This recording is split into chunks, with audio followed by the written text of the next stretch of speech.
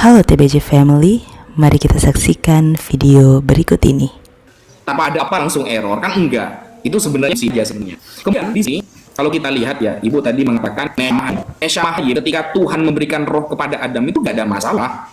Itu gak ada masalah, gak ada kaitan dengan dosa waris gitu loh. Yang masalah itu ketika ayat yang dari dulu muncul bahwa Tuhan Sang Maha mematikan dan menghidupkan, kemudian dikait-kaitkan turunnya Yesus dengan dosa asal. Itu yang gak nyambung sebenarnya. Dari dulu otoritas mematikan dan menghidupkan itu otoritas Tuhan, bukan karena kesalahan manusia. Manusia mau salah atau tidak, tetap mereka akan musnah. Karena sesuai yang Ibu katakan, semua manusia yang diciptakan bukan untuk abadi, bukan untuk kekal, tapi memang mereka akan musnah. Ada masa tenggangnya, ada expirednya, kan seperti itu. Sehingga ketika kemudian dikait-kaitkan turunnya Yesus ke dunia dengan kesalahan Adam, itu gak nyambung dan tidak akan pernah kita temukan. Ya, dari keterangan Ibu 15 menit tadi, tidak akan pernah kita temukan lisan Yesus mengucapkan dosa asal, nggak ada. Tidak akan kita temukan Yesus mengucapkan dosa waris, nggak ada. Tidak akan kita temukan lisan yang keluar dari lisan Yesus lalu dia mengatakan bahwa aku turun ke dunia, kaitannya dengan kemiskinan, kemudian dengan dosa asal, nggak ada. Kalau dikaitkan dengan Yohanes 1 nomor 29, ini ya, Yohanes 1 nomor 29, ketika Yohanes Pembaptis mengatakan begini. Yohanes Pembaptis mengatakan bahwa Yesus ini datang untuk menebus dosa dunia. Nah, dia sebagai anak domba Allah. Ini sebenarnya kesalahan fatal dari Yohanes. Kenapa saya katakan kesalahan fatal? Yohanes sepertinya tidak pernah membaca perjanjian lama. Dan tidak ada data, nggak ada data Yohanes Pembaptis ahli dalam perjanjian lama, nggak ada. Istilah Yesus sebagai anak domba Allah, kalau kita baca di perjanjian lama itu nggak ada, dalilnya nggak ada. Sebagai penebus dosa, ada nggak dalil bahwa Yesus datang dengan istilah anak domba Allah untuk penebus dosa sesuai ucapan Yohanes Pembaptis? Nggak ada.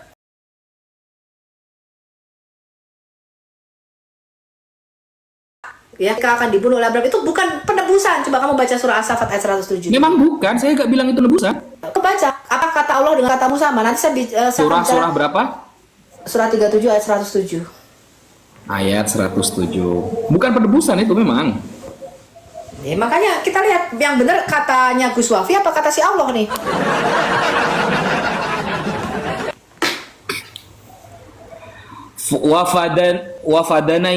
Wafadainahu bidzibhin azim. Tar. Surah As-Saffat ya. Wafadainahu bidzibhin azim. Terus apa artinya? Dan kami menebusnya dengan seekor hewan sembelihan yang besar. Ada nggak keterangan penebusan dosa di sini, Bu? Ditebus sebagai pembuktian kecintaan kesetiaan Nabi Ibrahim. Ada nggak? Tafsir. Kan ada asbabun nuzul. Bible punya asbabun nuzul. Saya kasih tahu kamu. Ditebus Bible punya nyawa. asbabun Sekarang saya tanya. Disitu kami tebus dengan korban sembelian besar. Apa korban sembelian besar yang diberikan Tuhan untuk menggantikan Ishak? Apakah kalau ditebus harus dosa? Nyawa, itu nyawa, ngerti nggak? Ini nggak mudah-mudah ya. Gini, Apakah penebusan dalam ayat ini penebusan dosa? Gus Wafi, yang namanya penebusan itu hanya ada dalam istilah perbudakan. Ngerti nggak kamu? Apa? Siapa? Sekarang aku tanya, Allah gelarnya penebus dan juru selamat nggak? Seperti Allah Yesaya. Ini saya kasih tahu kamu ya. Akulah penebusmu, juru selamatmu. Bisa kasih Nabi Ismail ditebus dengan domba, bukan penebusan dosa. Nggak ada Ismail. Saya akan masuk Islam kalau ada Ismail di situ.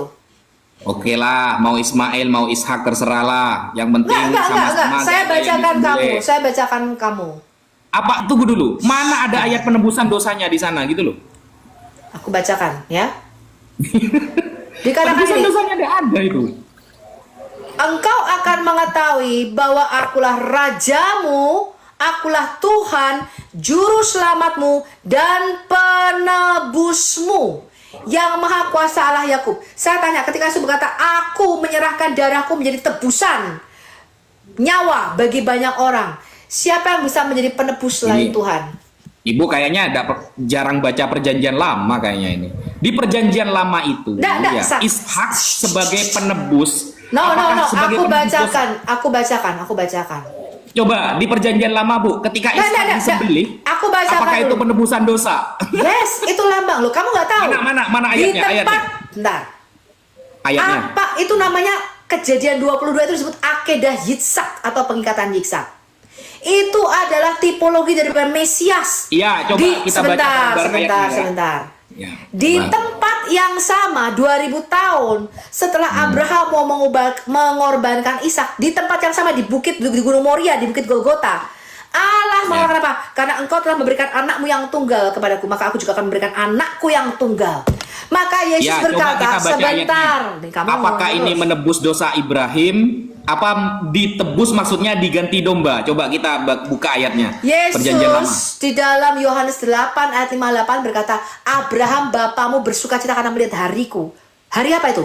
Hari di mana dia akan diserahkan nyawanya, sama seperti Ishak disembelih. Iya, kita buka data aja, Bu. Coba. Sebentar. Oke, aku mau kamu baca namanya? Yesaya 60 ayat 16. Yesaya 60 ayat 16. Salah satu aja, sebenarnya banyak kata Allah. Saya tanya, Allah itu penebus enggak? Kamu baca dulu. Bawa ayat. Enggak, baca dulu. Yesaya 60 ayat 16, bacakan. Gimana Ibu ini? Yesaya 60 ayat 16. Kemudian Yesaya 43 ayat 3. Engkau akan mengisap susu bangsa-bangsa dan akan meminum susu kerajaan-kerajaan, maka engkau akan mengetahui bahwa akulah Tuhan, juru selamatmu dan penebusmu, yang maha kuasa Allah Yakub. Ini kan bukan tentang Abraham yang menyembelih Ishak, Bu. Enggak, saya tanya. Allah yang kamu sembah itu gelarnya juru selamat dan penebus apa tidak? Allah subhanahu wa ta'ala ini loh, yang kamu tuju ini loh. Ya, semua sifat kesempurnaan milik dia, Bu. Enggak, saya tanya. Ini saya bisa tunjukkan kamu banyak ayatnya. Saya hanya tunjukkan 2. Dengan Yesaya 43 ayat 3. Sebab akulah Tuhan Allahmu yang maha kudus, Allah Israel, juru selamatmu. Aku menebus engkau. Baca Yesaya 43 ayat 3. Baca. Yesaya 43 ayat 3, coba bacain. Yesaya 43. Enggak, saya mau kembali ke tadi loh, kasus Abraham yang menyembelih Ishak itu. Sebentar. Yesaya 43 ayat 3 dan 4. Bacain. Yesaya 43 ayat 3 dan 4, bacain. Sebab akulah Tuhan Allahmu yang kudus, Allah Israel, juru selamatmu. Aku penebus engkau dengan Mesir dan memberikan Ethiopia dan Sheba sebagai gantimu. Nah, terus kenapa? Baca ayat 4-nya dong. Oleh karena engkau berharga di mataku yang mulia dan aku ini mengasihi engkau, maka aku memberikan manusia sebagai gantimu. Manusia sebagai gantimu. Dan bangsa-bangsa sebagai ganti nyawamu. Berarti ada nggak penebusan itu oleh manusia? Apa maksudnya ini? Nah, makanya kamu ramudeng. Gimana sih? Ya, makanya apa ayat ini dengan yang tadi? Oke, sekarang saya tanya. Berkali-kali di dalam perjanjian lama, ini kamu nggak paham arti kata tebusan. Saya tadi sudah mengatakan, istilah tebus, menebus, penebus, akulah juru selamatmu penebus, itu hanya ada dalam istilah perbudakan. Makanya berarti, Allah berkali-kali berdoa. Tebusan berarti gadai kan? Saya pernah menggadaikan dosa gitu. Bukan, aduh. Itu makanya kamu baca Alkitab itu ya, kan pakai caranya Musa. Saya sudah bilang istilah penebusan, akulah penebusmu, juru selamatmu, itu hanya ada di dalam istilah perbudakan. Karena bangsa Israel diperbudak oleh Mesir, itu gambaran kita diperbudak oleh iblis di dalam kerajaan maut, dosa. Maka Yesus berkata apa? Kamu budak dosa, betul nggak? Kamu hamba dosa. Dan kalau anak itu memerdekakan kamu, maka kamu benar-benar merdeka. Lalu orang Yahudi berkata apa? Kami ini anaknya Abraham, kami nggak pernah menjadi budak siapapun. Lalu Yesus berkata apa? Barang siapa yang berbuat dosa, dialah budak dosa, hamba dosa, betul? Betul enggak ya? Ini kamu baca Alkitab hamba yang berdosa. Dosa itu kan sifat, Bu. Mesti ngajari kamu Kok hamba Alkitab. dosa? Loh, Dosa kan sifat dari pekerjaan yang dilakukan kesalahan gitu loh. Hamba yang berdosa gitu loh. bukan hamba yang berdosa. Nih, Yohanes 8 ayat 34. Kata Yesus kepada mereka, "Aku berkata kepadamu, sesungguhnya setiap orang yang berbuat dosa adalah hamba dosa." Betul? Kenapa hamba dosa? Kamu baca Efesus 2 ayat 1 dan 2. Karena Tuhan kita itu, yang kamu tuhankan, yang kamu ikuti, itu bukan lagi Allah yang di surga, tapi apa? Iblis. Kamu baca tuh. Dahulu kamu telah mati di dalam dosamu, karena kamu mentaati penguasa dunia ini. Mentuhankan iblis, dikatakan itu, yaitu penguasa kerajaan angkasa. Ini kamu kok nggak paham-paham hamba dosa. Makanya kamu tuh nggak paham-paham tipologi Musa. Musa Gini. itu menebus. Pelan-pelan ya, coba pelan-pelan. Kan Yesus menebus, ya. Kalau penebus berarti kan dibebaskan dari perbudakan tadi kata Ibu kan. Dibebaskan dari perbudakan Mesir. Nah, itu yang tipologi yang Ibu pakai kan itu kan, majesnya kan pakai itu. Ya. Nah, berarti yang dibebaskan kan statusnya. Dari Ya betul, dari tadi aku budak, udah ngomong. nah iya kan dari budak menjadi merdeka, bukan dosanya yang dihapuskan, bukan yang dihapus, bukan dosa, Gus Wafi. tapi status. Udahlah. Sudah aku jawab. Udah aku Ya. jawab. Dari tadi aku juga ngomong dosa asal itu status. Masya Allah, minta ampun. Dari tadi aku sudah Kalau cuma status, ya lanjut Bu. Dari Jangan tadi nangis aku loh. ngomong apa? Yang namanya dosa asal yang kamu framing dengan dosa waris itu bukan perbuatan, tapi status, kondisi, keadaan. Ngerti? Setelah manusia dilahirkan bayi, itu statusnya manusia berdosa. Perbuatannya belum dilakukan. Bayi itu belum berbohong, belum mencuri, belum berzina, belum. Tapi statusnya, hakikatnya tuh manusia berdosa. Tadi loh Mazmur 51 aku sudah bacakan. Perbuatannya belum. Apakah dia selamat? Dia selamat. Kenapa? Karena dia belum melakukan perbuatan apapun, tapi statusnya.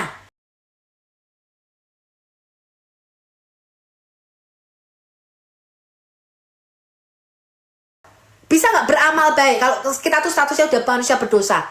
Ya nggak bisa. Kayak saya punya TV error, rusak, nggak bisa berfungsi maksimal.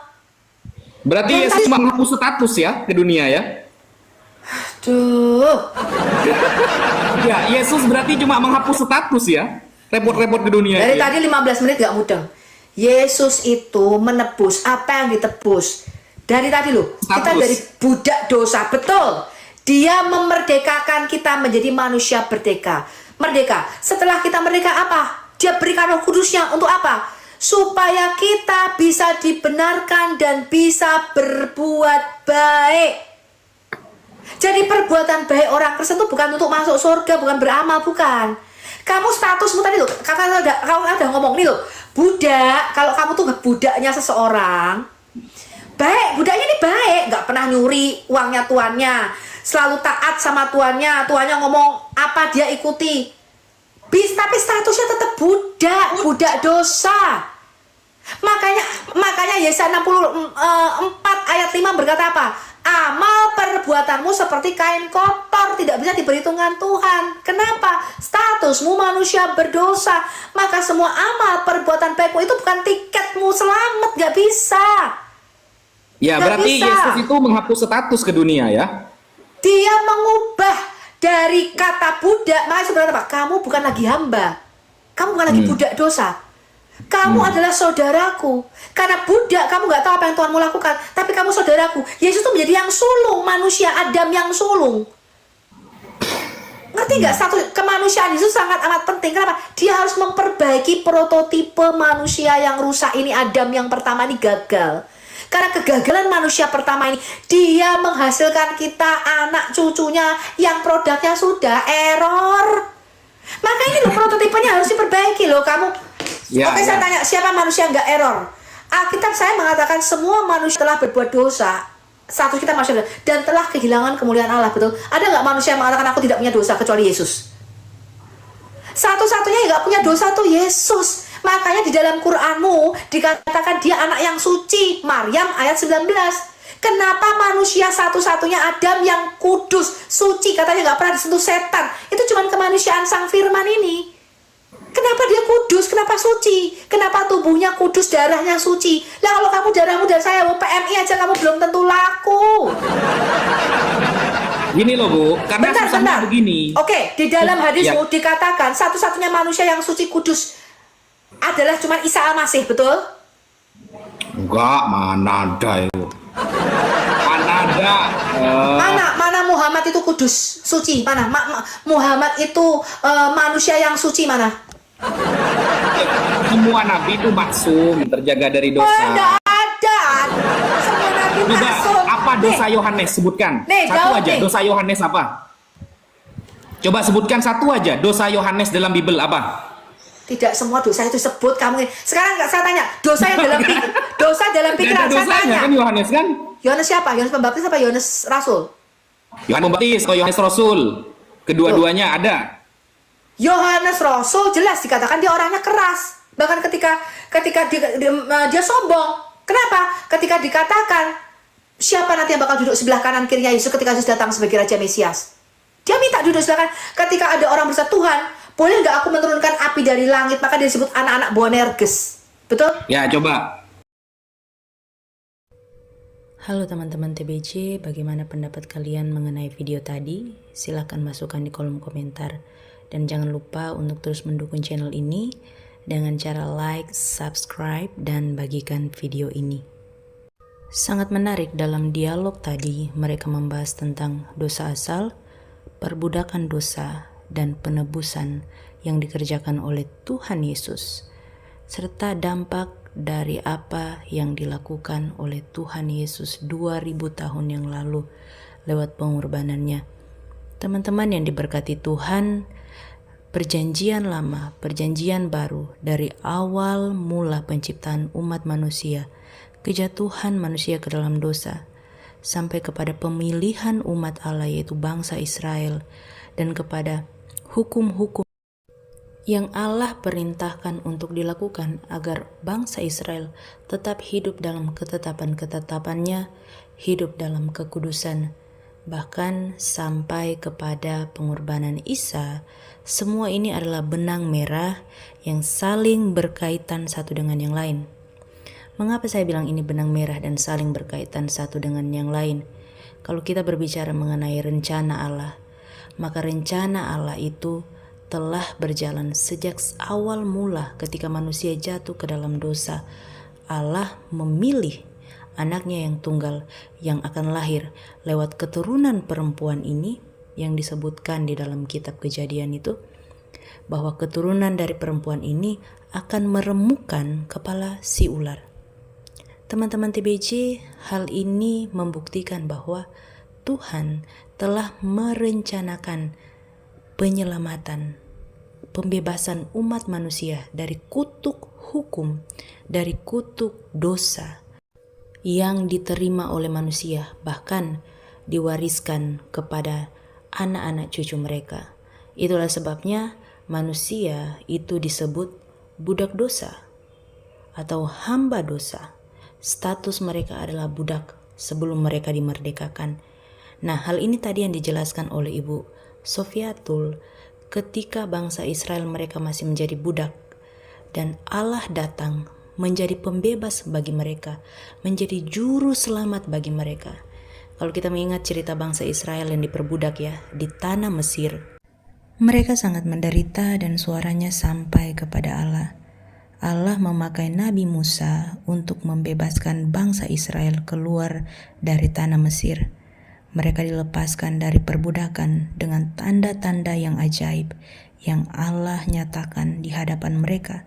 Bahkan Allah menyertai mereka dalam tiang awan dan tiang api, sehingga mereka menjadi umat yang merdeka, memiliki tanah perjanjian yang sejak semula telah dijanjikan.